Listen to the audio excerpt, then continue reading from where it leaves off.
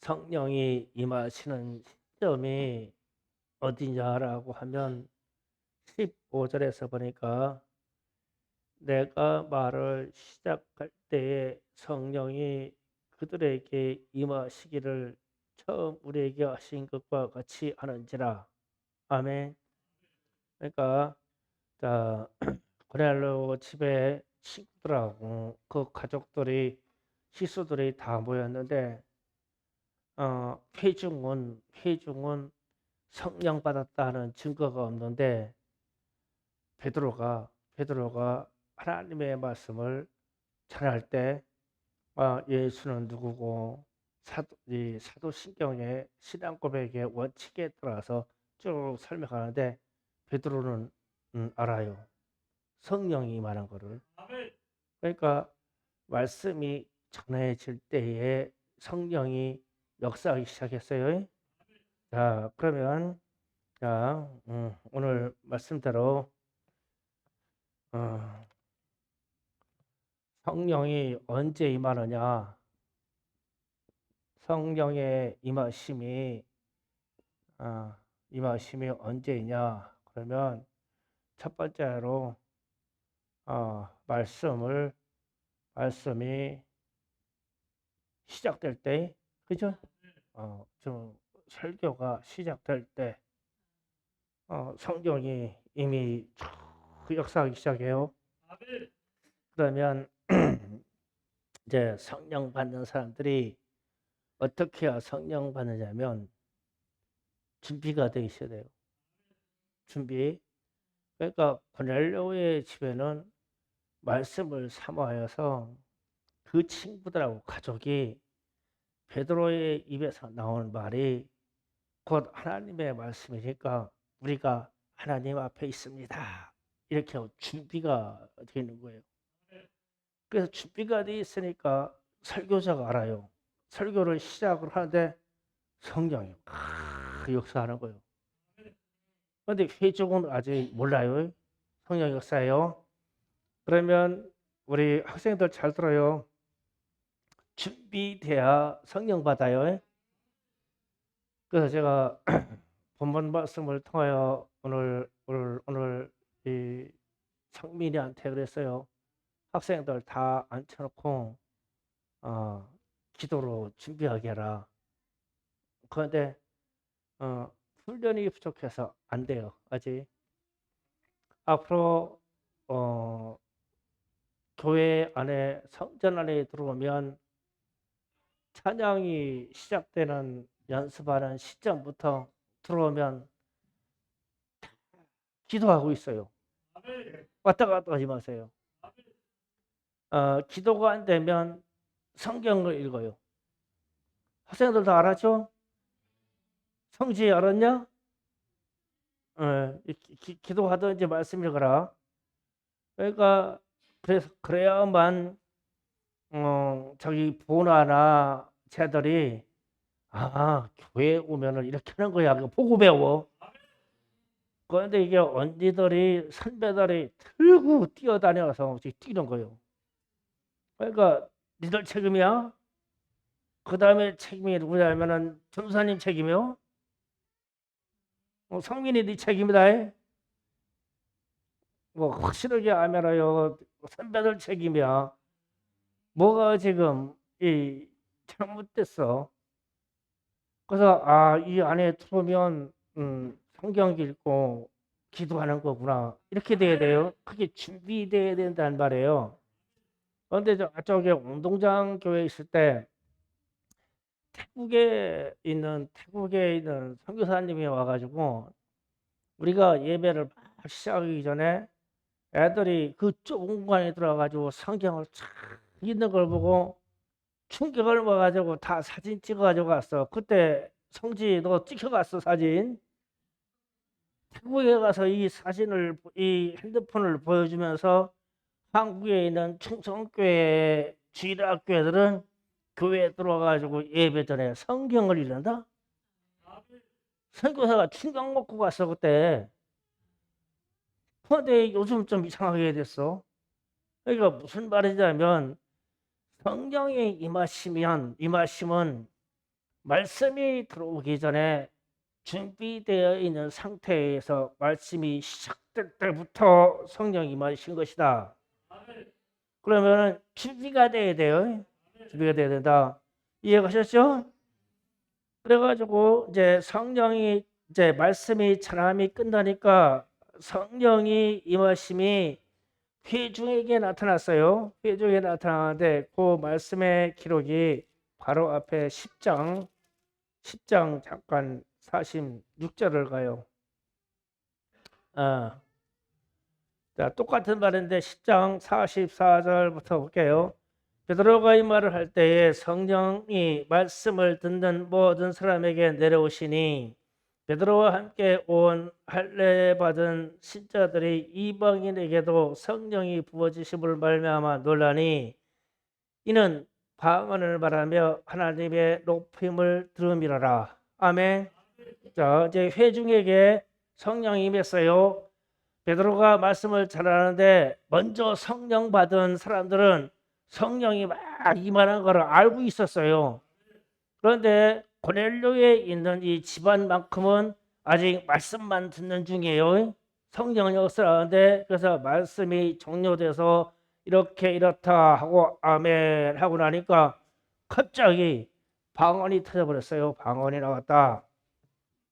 두 번째로 방언을 말하기 시작했다. 그 밑에를 보니까 하나님을 높였다, 찬양하였다라고 나와요. 하나님을 높였다, 영광을 높였다 이렇게 나와요. 자, 방언에 대해서 얘기할게요. 외국어로 말하든지 아니면 비밀한 영혼의 소리로 말하든지 이 방언은 그 내용은 다 복음적이고 하나님의 말씀에 충실합니다. 그 내가 방언을 샬라 한다고 해서 이 말이 허황된 세계, 신비한 세계의 말을 하는 게 아니라 성경의 말씀에 입각하고 예수에 관한 이야기를 정확하게 말합니다. 방언이. 그래서 방언을 많이 하면 좋아요. 그리고 오순절에 임한 방언은 강나라 16개국 말로 예수는 주이고 구세주임을 증거했어요. 그리고 그 이후로 개인적으로 경건의 생활을 하기 위해서 여러분이 개인적인 방언을 받은 사람이 있을 거예요. 이 방언을 받은 사람은 방언으로 기도를 많이 하세요. 그 속에는 하나님의 뜻에 따라 하나님이 말하시게 하심을 따라 하나님이 말하라고 한 것을 말하기 때문에 반드시 응답이 있어요. 하나님이 이렇게 말을 하고 방언을 주시고 그 방언을 하나님이 말하게 하심을 따라 말하기 때문에 반드시 응답이 있어요. 그래서 방언으로 기도하는 사람들은 방언을 제한 없이 방언으로 기도해요. 방언이 숨어 있든지 아니면 잃어버렸다고 생각하는 사람들은 빨리 찾아내요. 찾아내서 방언을 기도해요. 그러면 그 수많은 기적의 역사들이 응답이 막 따라와요. 이게 방언입니다. 그래서 드디어 이제 고넬료의 집안에 사람들이 방언을 말하기 시작했어요. 그런데 이게 이방인들에게 참으로 임하는 성령의 역사예요.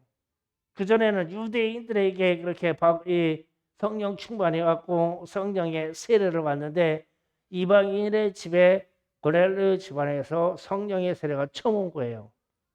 그리고 나서 하나님을 높였다 이렇게 표현돼요. 그러면은 하나님을 높이는 것은 찬송하다, 찬양하다, 우리가 말하는 할렐루야, 할렐루야 이 말을 잘했다는 얘기예요. 그러면은 하나님을 경배 찬송하는 것은 성령의 역사입니다. 그러면 지금 금방 여기에서 회중이 모여서 하나님을 찬양했잖아요. 이 찬양은 성령의 역사입니다. 성령이 도와주시 아니하고는 찬송이 우리 입에서 안 나와요. 그래서 믿지 않는 사람들에게 찬송 들려줘봐요. 그게 무언지도 모르거니와 뭔지 모르게 거부 반응이 있어요. 이단에 빠져 있는 사람들이 마음의 감성을 유발하는 찬송, 그런 찬송을 잘하는데 실제로 경배 찬송하고 예수의 피, 보혈의 찬송에 들어가면 맥을 못 쳐요. 그래서 성경은 예수의 피, 보혈의 찬송과 우리 주님이 경배받는 것에 대해서 제한 없이 말씀하셔요. 특히 할렐루야라는 이 언어를 잘 써요. 할렐루야가 하나님을 찬양합니다라는 말이잖아요. 그냥 이 말을 잘 써요. 그래서 여러분이 생활 속에 내가 성경으로 항상 찬양하는 사람인가 생각하면은 할렐루야 입에 붙이고 살면 항상 찬양가 있는 거예요. 그냥 할렐루야 할렐루야 하고 다녀요. 그냥 어떻게 좀 이렇게 춤이 춰지면 그냥 그 할렐루야요. 그냥 할렐루야. 전도하다가 그냥 잘못 인사해도 할렐루야요. 돌뿌리 걸려가지고 탁 넘어지면서도 할렐루야요. 그냥 그래가지고 뒤로 자빠지면서도 그냥 할렐루야요. 그냥 할렐루야. 그러면은 이 하나님의 높이는 거니까 성령이 역사합니다. 그래서 하나님을 높인다라고 해가지고 높임에서 여기서 경배라고 하는 것이 하나님께 드리는 경배라는 것이 성령의 역사예요. 우리 교회에 찬양이 참 많지요. 좋아요. 찬양이 참 좋아요. 그래서 찬양을 좋아하는 사람들이 우리 교회에 막 몰려오기 시작해요. 성령의 역사입니다. 이 찬양을 많이 하시고 할렐루야를 입에 붙이고 사시고 그리고 찬송가에 나오는 찬양이든지 특히 경배 찬송 분야를 많이 부르세요. 항상 입에 떨어지지 않게 하세요. 그러면은 나는 성령 충만한 사람입니다. 그리고 이제 무슨 말씀하시냐면은 이제 성경은 하나님에 대해서 아버지라고 불러요. 아버지, 아버지. 네 번째로 성경에서 우리가 하나님을 향하여 감히 아버지라고 불러요. 이것도 아버지 혹은 아빠 이렇게 불러요. 이 말은 성령이 아니고는 하나님을 아버지라고 부를 수가 없어요. 우리는 본질이 죄인인데 어떻게 창조주 하나님을 아버지라고 부를 수 있겠어요? 그래서 사도 바울이 고린도전서부터 가지고 로마서에서 이렇게 고백을 딱 풀어낼 때 성령의 역사가 아니고는 하나님을 아버지라고 할 수가 없다. 그래서 여러분이 기도할 때나 혹은 기도에 충만했을 때 하나님을 아버지라고 그냥 불러줘요. 그러면 성령의 사람이에요. 성령이 아니고는 이 일을 할 수가 없어요. 그래서 여러분이 성령의 사람이기를 원합니다. 성령 충만하면 하나님을 아버지라고 부를 수 있다는 거예요. 이 충만한 역사의 있기를 주의 이름으로 축복합니다. 아버지라고 잘 되시죠? 아버지가 아버지라고도 멀게 느껴지면 아빠라고 해요. 아빠. 나중에 이제 깊이 들어가면 주님은 신랑이고 우리는 신부예요. 그러면은 영에 깊이 들어가면 여보 이래요. 내 신랑이니까. 영혼의 신랑이니까. 이 소리는 충격이에요. 그렇게 되신다면 참으로 성령 충만한 범주에 들어간 거예요. 그런데 내가 무슨 이유인지 모르는데 하나님을 아버지 하려고 하면은 안 되면은 문제가 있어요. 어느 분이 신방 가서 그 집에 귀신 들린 사람이 있는데 이렇게 신방대원들이 예배를 쫙 드리는데 귀신 들린 사람이 신방대원 중에 하나 가지고 당신 말이야 하나님을 아버지라고 해봐. 귀신 들린 사람이 그러더래요. 아버지라고 안 되는 거요.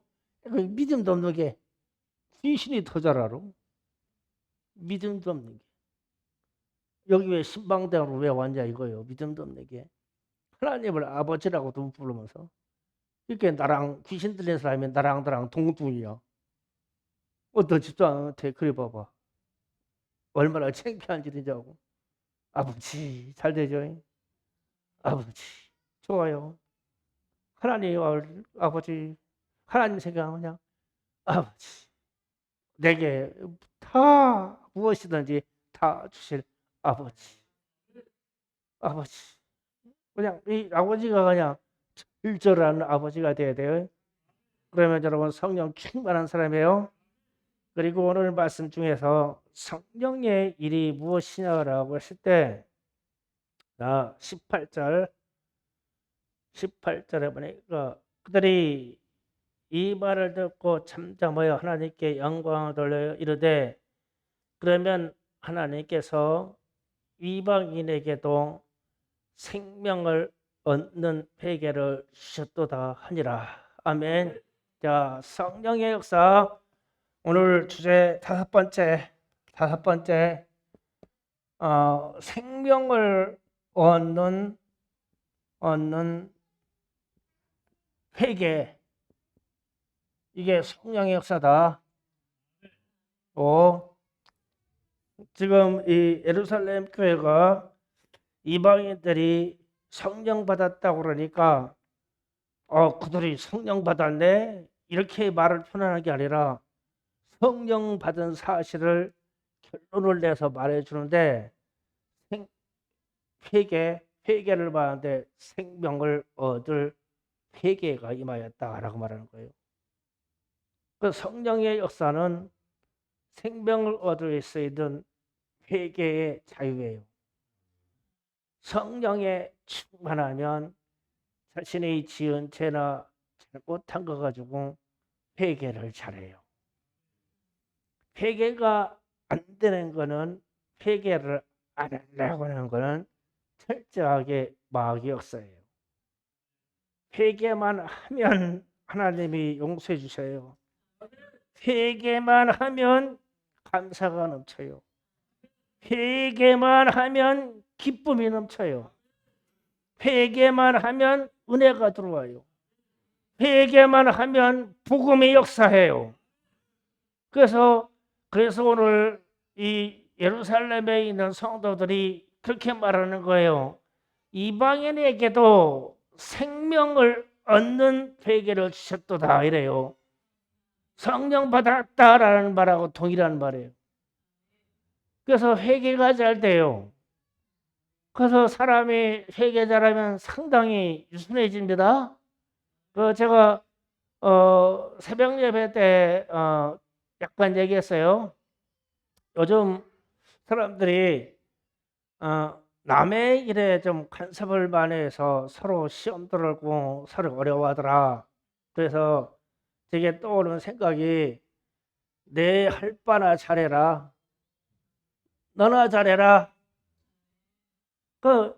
자꾸 옆에 있는 이웃에게 너 뭐 왜 이걸 잘못해? 너 왜 이래? 너 왜 이렇게 실수해? 그게 아니잖아.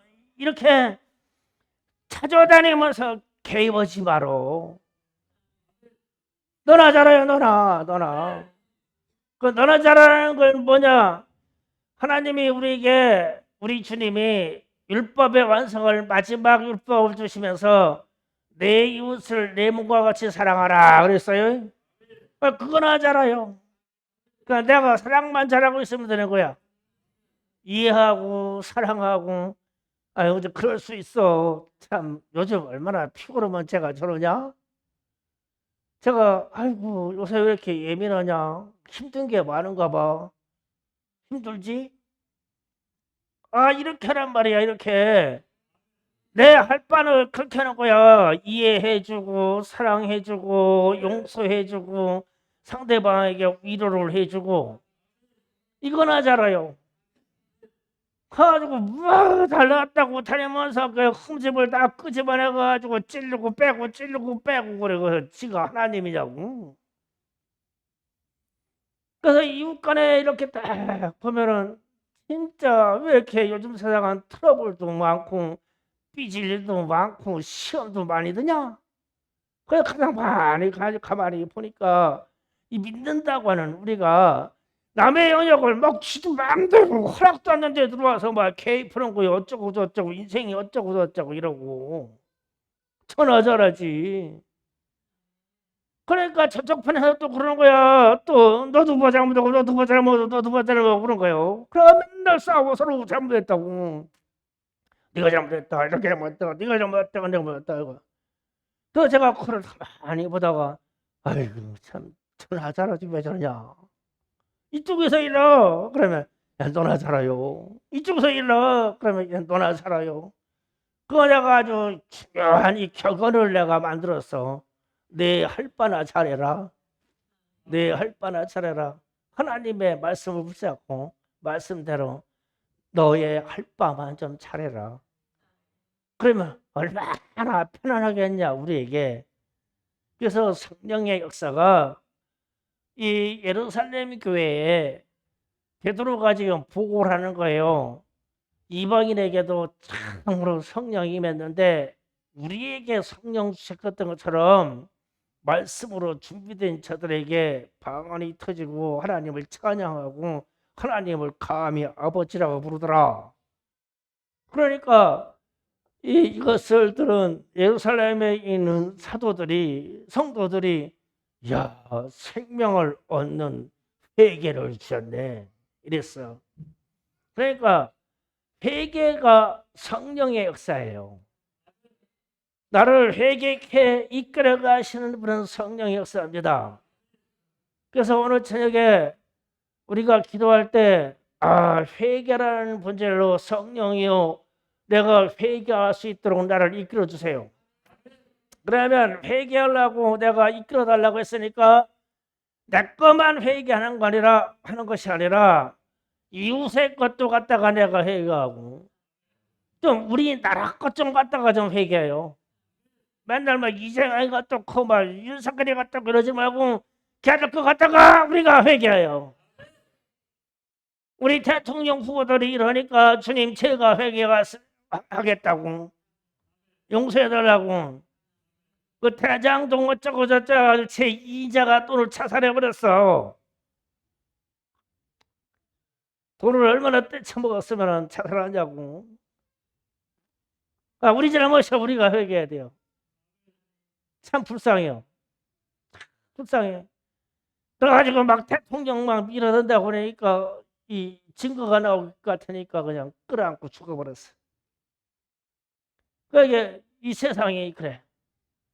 그래서 우리나라 이 민족을 위해서도 우리가 회개해야 되는구나. 그 회개의 범주는 넓어요. 그래서 내가 회개의 범주를 넓게 가는 것만큼 내가 큰 사람이야. 내가 누구기에 감히 나라 대통령들을 위해서 회개하겠어? 내가 대통령보다 큰 사람이니까 회개할 수 있는 거예요. 회개합시다. 그리고 세계 열방을 놓고도 회개할 수 있어요. 우리는 멀리 떨어져 있어서 지금 러시아가 우즈베키스탄 이쪽하고 전쟁을 한다고 준비한다고 그러죠. 그럼 여기가 화약고예요. 화약고. 크림반도 화약고입니다. 이게 동유럽의 화약고예요. 거기가 터지면은 세계 전쟁도 일어날 수 있어요. 왜 이 우즈베키스탄하고 러시아하고 전쟁을 나가면은 흑해를 차지하려고 그래요.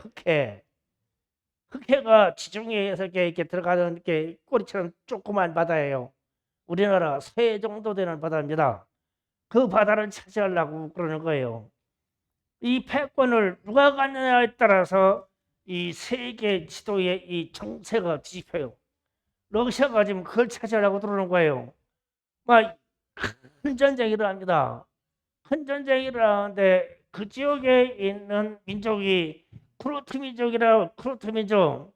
이 크루트 민족이 누구냐면 우리나라 신라 고려 시대 때 돌고래라고 하고 우리말로 말하면 오랑캐라고 했던 사람들의 족속이에요. 우리하고 유전자가 비슷한 사람입니다. 이 사람들이 무슨 말을 쓰냐면 우랄 알타이어라고 해가지고 한국하고 똑같은 수번 나는 뭐 하였습니다. 이렇게 말 순서가 똑같이 써요. 그러니까 우리하고 동종의 이 언어와 유전자를 가진 그 민족이 이 쿠르트 민족을 가지고 우즈베키스탄 이쪽, 키르기스탄 이쪽에 산악지역에 살아요. 이 사람들이 왜 거기까지 이 유럽, 동유럽까지 이동했냐면 중국이 이 사람들이 살 수 있는 땅을 다 뺏어버려가지고 내쫓아버렸어요. 그래서 이 사람들이 러시아가 이 사람들 쳐가지고 이 사람들이 난민이 생기면 유럽으로 안 가고 어디냐면 중국으로 옵니다. 자기 고향이 중국이기 때문에. 그러면 또 중국이 이 사람들을 못 들어게 하려고 막 난리 납니다. 중국이 못 들어게 해요. 이 사람들이 그래서 막 세계 전쟁이 일어날 우전이 있어요. 그래서 이런 역사적인 것을 배경을 생각하면 하나님 이 전쟁을 막아주세요. 우리가 남의 나라 전쟁하는 거 가지고 개입할 수는 없지만 기도는 해야 돼요. 그 안에 이렇게 막 뒷대어 있는 민족 간의 그 어마어마한 알력이 있어요. 그래가지고 러시아가 지금 막 친다고 20만 대군을 지금 막 등에 부대를 좀 소집했잖아요. 난리 납니다. 이거 터지면. 그래가지고 미국이 이제 그러면 개입 안 할 수가 없어요. 흑해 때문에.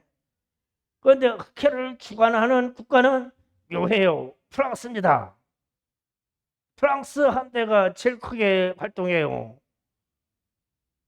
그러면은 뭐 미국하고 프랑스하고는 뚝 떨어지는 나라 같은데 나중에 지들끼리 합친단 말이에요. 서구 사회는. 난리 나요. 이 전쟁이 일어나면 안 됩니다. 이 만약에 일어나면 이 세계 전쟁이 돼요. 러시아가 가만히 있지 않을 거니까 빨리빨리 좀 이 화해됐으면 좋겠어요.